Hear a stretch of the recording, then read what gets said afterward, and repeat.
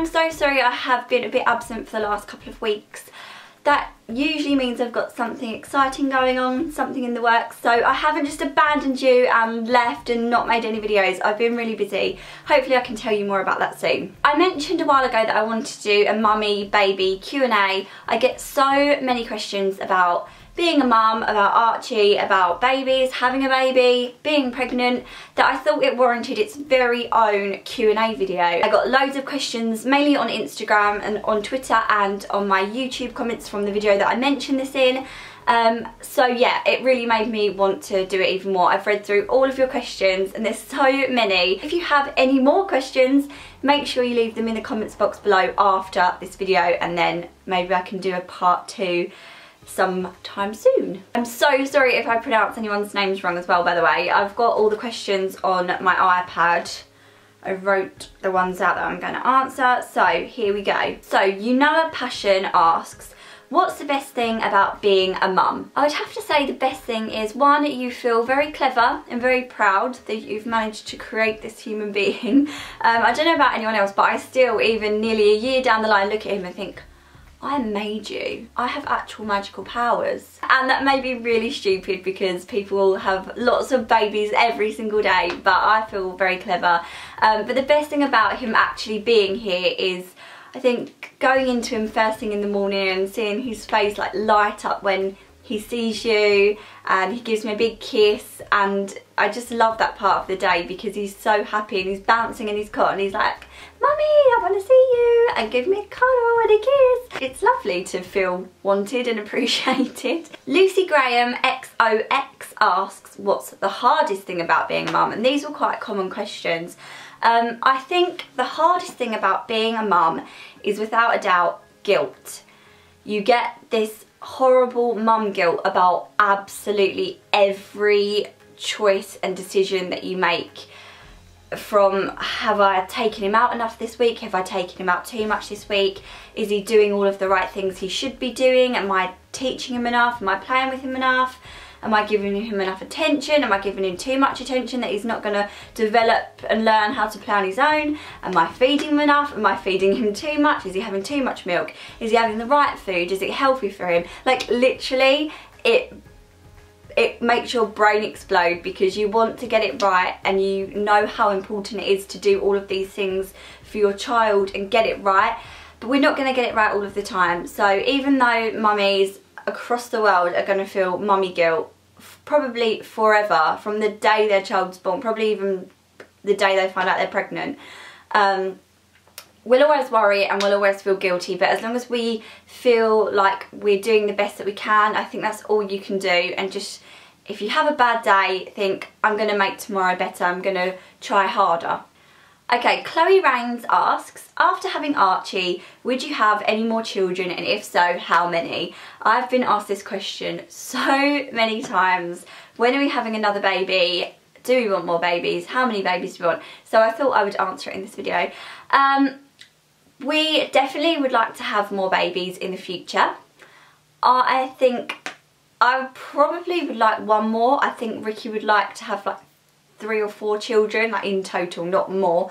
But he isn't the one that has to give birth to them, so it's probably more up to me, I would say. I don't know, definitely 1, maybe 2 more. And I think I would like Archie to be about 2, 2.5 when we have another baby, but that isn't really something you can plan down to the dates, because obviously it just doesn't work out like that. But I wouldn't want our children to have huge age gaps. If it worked out that way, then that's fine, but if I could choose, I think I'd probably have maybe 2 to 3 years between them, I would say. 2 to 3 years. When I think that Archie's actually nearly 1, that's a really scary thought, so let's go on to the next question. Laura Farley asks, Laura Farley _X, sorry, asks, on a scale of 1 to 10, 10 being it's horribly painful, what was giving birth like? Okay, I have explained this in my labour and delivery stories, so go and watch that for more details if you want to know more. But I would say, yes, it's very painful. Yes, it's the worst pain I've ever been in, but I haven't, like, touch wood, been in and out of hospital or having operations and things, so I didn't really have anything to compare it to. I thought it would be so much worse than it actually was. I think now, like it being almost a year ago, you do forget the pain. Like, nature is weird and it makes you forget. Right now, I would probably say a 7, which is pretty bad, but you can deal with it. I didn't have any pain relief, so can't be that bad. But everyone feels pain differently, so it's hard to say. Also, I'm not trying to say I'm really strong and tough and just have a high pain threshold, because I don't really know. But I would say a 7. If you asked me while I was in the middle of it, I would probably not even respond with an answer. So I'd probably be like, 1,000,000! Ink Skip Hayley asked me, what's your favourite outfit for Archie?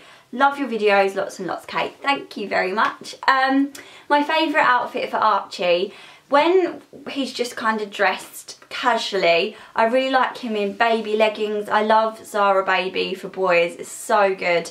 I like him to be comfortable, and I like him to wear sort of maybe a pattern print leggings and a plain top with little rolled up sleeves, a little pocket, you know, just kind of like trendy, but very comfortable, because there's nothing worse than them being restricted when they're trying to move around, because they'd just be miserable. But I have to say, when we're going somewhere a little bit more where you want to dress up nicely, I do like it when he wears little trousers and braces and a little shirt. I think he looks adorable, but I wouldn't I? So yeah, I like him to be casual, but also when we get the occasion to dress up, or a little bow tie when we're on holiday. Oh, that was so cute. And little shorts and braces. Oh, I could dress him all day. Yeah, I like loads of clothes for Archie. I'm a bit obsessed. If I've suddenly just changed positions, it's because Archie just woke up from his nap, so I was just sorting him out, and he's with his daddy now, so I can carry on. Ray Sahak _ sorry if I've pronounced that wrong, asked, what was the hardest part about being pregnant? For me, I would definitely say it was the pain in my ribs, because Archie's feet for quite a long time, after he'd grown quite a lot, were up under my rib cage. So this caused a lot of pain. It was very uncomfortable to sit down for long periods of time, and it kind of just hurt all of the time. And you forget, because you just, once you're not pregnant anymore, you almost forget what it was like to be pregnant, and when you're pregnant you forget what it's like not to be.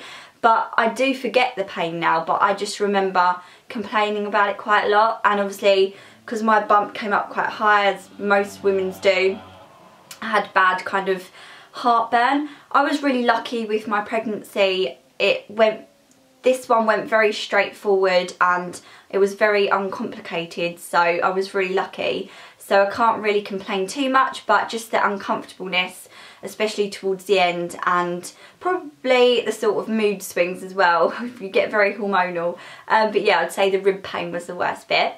Laura Farley _X, again, another question, asked, what was the bit you were most dreading about having a baby, but in the end it turned out to be okay? Now, I really need my sleep to function. Obviously everyone does, but I can be really horrible when I don't get enough sleep.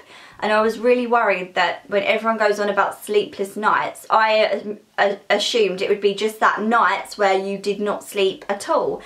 I don't know if we just got really lucky, but we've never had one of those nights. Obviously there's been different times during teething. Last week he was really quite unwell, and he was up a lot in the night. Last week was probably the worst we've ever had it, even when he was a newborn. So we've been really spoiled and we've been really lucky. But I definitely get a lot more sleep than I was expecting to. Now, things change all the time. Toddlers have a tendency to get up a lot earlier, so I'm just about to start going into that stage. I fully am aware that things will change, but yeah, I was dreading not having enough sleep, and I really haven't found it too bad, so I'm sorry if that's annoying. That would really annoy me if someone said that and they were having sleepless nights. But yeah, I'm just being honest, he's been a really good sleeper, so it'll be the next one probably that doesn't like sleeping. Lauren Boyd 91 asked, how do you juggle working and being a mother? This is something that I found hard and I've had to adapt to over the last year because I love working, whether it's making YouTube videos and editing them, coming up with new ideas for them, or working on my jewellery, developing new product ranges, doing the promotion side of things for it, or working with brands, going up to London, having meetings. All of that kind of stuff does change. I probably don't go to as many events as I would have done before, and I have to pick and choose certain ones that I go to, but that's just all part of being a mum, I think, and also getting that bit older as well and having more responsibility.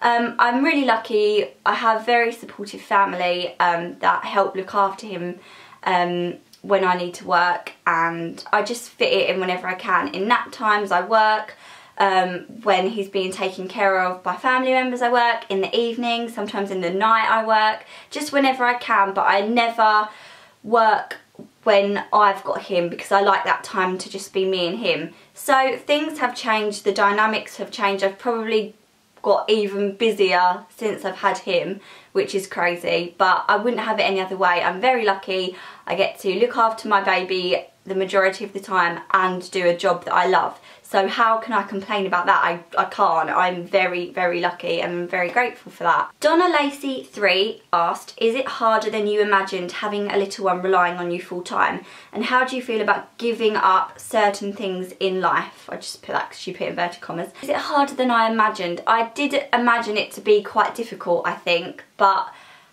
having a baby is hard. You have to become less selfish. And I would say don't even consider having a baby until you're ready to give someone else your full attention. But I don't know if you're ever fully ready for that. It is a big change from being able to just do what you want. Oh, I'm going to jump in the shower. Oh, I'm going to take an hour doing my hair and makeup and just relax and maybe read a magazine and watch a film. Like, that doesn't happen anymore. You have to structure what you're doing around your child to make sure they've got everything they need and their needs are met first, which I wouldn't expect it to be any other way. What I would say though is you appreciate so much more. So from going out on a date night with your partner, you really appreciate that and like hold on to the memories of that more, maybe take more pictures, maybe don't spend as much time on your phone, you like talk more, and you just really appreciate those moments, even down to small things like if you can get him to go to sleep before the Great British Baker comes on and you can sit there with some cake. Oh my gosh, that's the best hour of your life. That sounds so pathetic. That sounds so pathetic. To anyone that's not a mum, they're probably like, I'm never gonna have kids. But honestly, it's all part of the fun and it's nice to appreciate the little things in life, and you definitely do that a lot more with a baby. The Holes Campbell asked, how did it feel when you first held Archie in your arms? I think it's kind of an indescribable feeling. This is going to sound really cheesy, I've probably said it at some point before, but when he was given to me, I felt like I'd known him all my life, what he looked like, everything, and that he was just meant to be here. And from that second, it's been like he's never not been here. I just felt overwhelmingly happy, proud, and just this feeling of like, I know you. You are meant to be. I just can't explain it any other way.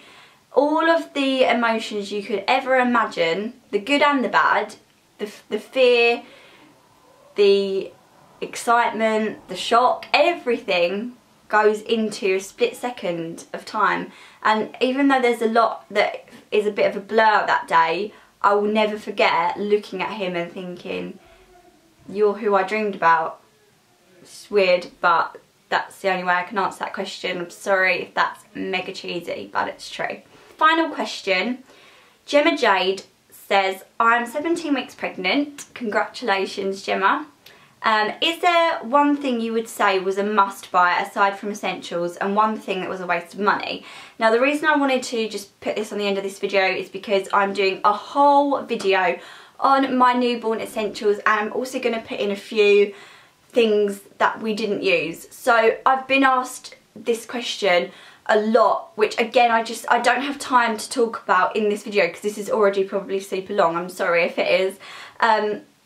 Yeah, I don't have time to answer in this video, but I want to concentrate a whole video on it because as someone with a year's worth of experience, maybe I can just shed a bit of light on what we found useful and what we didn't use at all, and it might stop you from maybe making an unnecessary purchase that you don't have to make. I don't know, but I'm going to try and film that today anyway so that it's up really soon, and hopefully that can be of help to anyone that is currently expecting a baby or has a newborn. And then I might do like a 6-month essentials, a 1-year-old essentials, because obviously it changes drastically as they get older. So that's all the questions. I feel like I've talked for so long but hardly answered any questions because I had so many, but I really enjoyed it. Thank you so much for all your questions, your support, your love that you always give to me and my little family. You have no idea how much we appreciate it. And I'll be back with another video very soon. Bye guys!